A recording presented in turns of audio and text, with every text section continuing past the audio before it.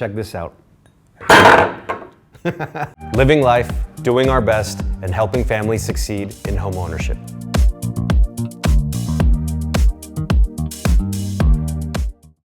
The coveted 2021 Chairman's Club Award. Check this out.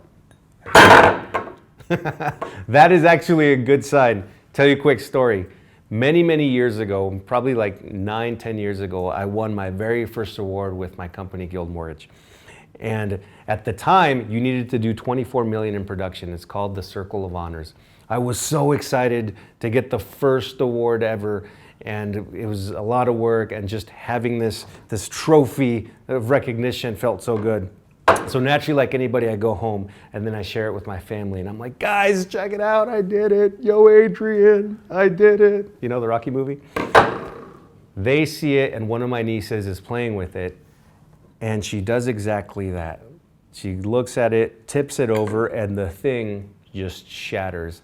And I'm just sitting there like, oh my God. That was so hard. I don't know if I could do that again next year. That was so difficult to get that award.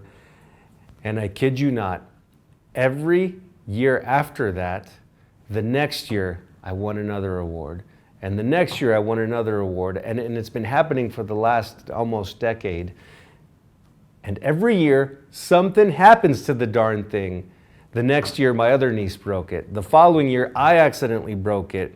On the following year, it broke again, but this time it was at the live event. And then this year, I get the box, I open it, and I'm like, cool, the award again. And it's broken, the base broke off of it. So now, I don't even get sad about this. Now I'm like, all right, if it breaks, it's gonna be a good year. So even though the market is tougher than ever, hey, this is the sign. It broke. It's been happening for almost a decade, so this is a good sign. So now you know the story. Let's move this bad boy, both pieces aside. By the way, this award takes a lot more than 24 million these days. But anyhow, 16 years. For the last 16 years, I've been with Guild Mortgage. It's been a long ride, and it's been very fun. So first of all, thank you to my company. I appreciate you guys having our backs and doing everything that you do for us. It's been really great to have a relationship with you. And in those 16 years, naturally, changes can happen. And recently, we've had a big change. You've seen past episodes where we've filmed at our professional circle office, which was this big, beautiful space. I think it was like 12,000 square feet. And then stupid COVID happened, and it just changed everything. For the better, I believe, because now a lot of our positions like processing and underwriting became work at home positions, which is really good for them and their families. But now we're left with this really big empty space that is not being fully utilized. So here we are in our new space. Very thankful for this space. We're very happy, ready to go. And of course, not only are we in a new space, but we are in a new market. Like I've mentioned, I've been with my company for 16 years, and this market has been by far the toughest market I've experienced, and I've seen a market or two. So what are the challenges? Like what are people seeing right now? Well, the most recent challenge became interest rates. Rates have gone over 5%. This is national news with an average rate of 5.375%. And this is just what it is. And at the moment, people are having sticker shock because for the last 24 months, we were so used to having interest rates below 3%, which by the way, was never normal.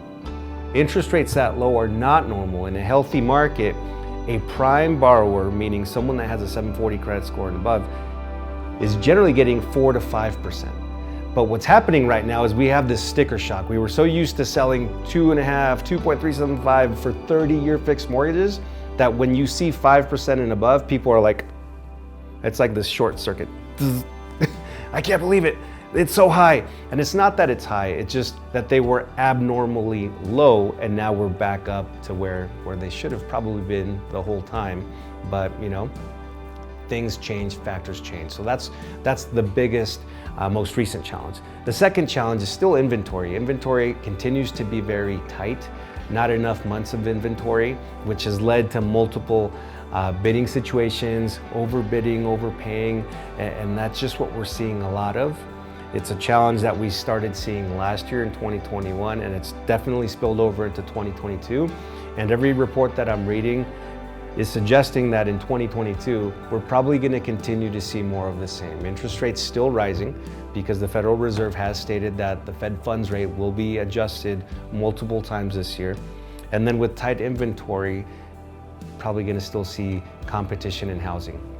But even though that's happening, that doesn't mean that people are not refinancing and are not purchasing. It's quite the opposite. People are still very much believing and investing in the American dream, which is home ownership. So we're still helping a lot of families do that. Same thing with refinancing. Many families still refinancing. Certainly the number has dipped, right? Because when everybody can get a 2.5% rate, everybody's gonna want that super low money. And now that it's above 5%, the refinancing we're seeing is very strategic. Maybe some people consolidating some debt. And to give you an example, like we've got one person consolidating a bunch of monthly obligations, credit card debt, auto loan payments, things like that. And by doing that, they're reducing their monthly output.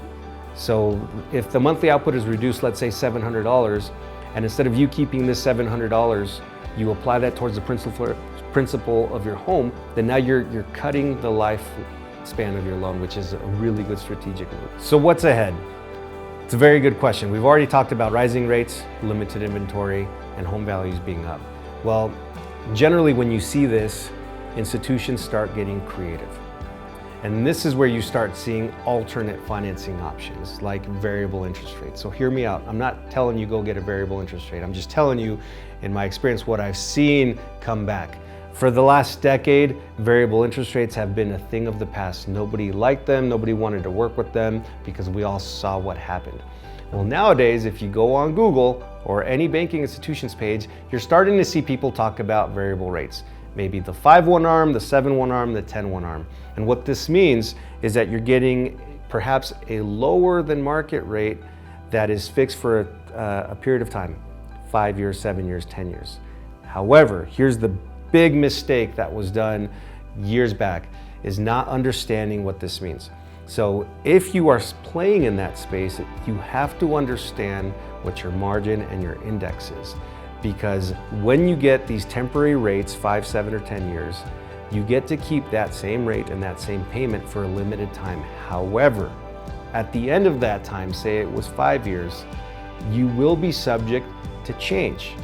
And that change could lead your rate up, or that change could lead your rate down. So I'm not for or against these products because I know that sometimes they can be solutions, but it's very important that you understand what you're signing and what you're getting into. And I think that was our biggest industry's mistake, is getting people into this type of financing and those consumers not fully understanding what risk comes with that type of financing. So I'm old school. I believe in the 20, 30, 15-year fixed loans because I like predictability. And if I know that my payment is not going to change in the future, then I can sleep at night. For you, those of you that are a little bit more risk takers, the ARMs is something that you're going to start seeing more, but just be aware, these things are subject to change. That being said, if you're looking at buying a home today, it's okay. The market is tougher, yes. Inventory is tight, yes, but don't give up. If this is really your goal, sometimes you got to fight for your goal. And on top of that, I've given you the best market predictor, the Broken Award. Every time this award breaks, good things happen to me. So I'm wishing good things to happen for you. Until next time.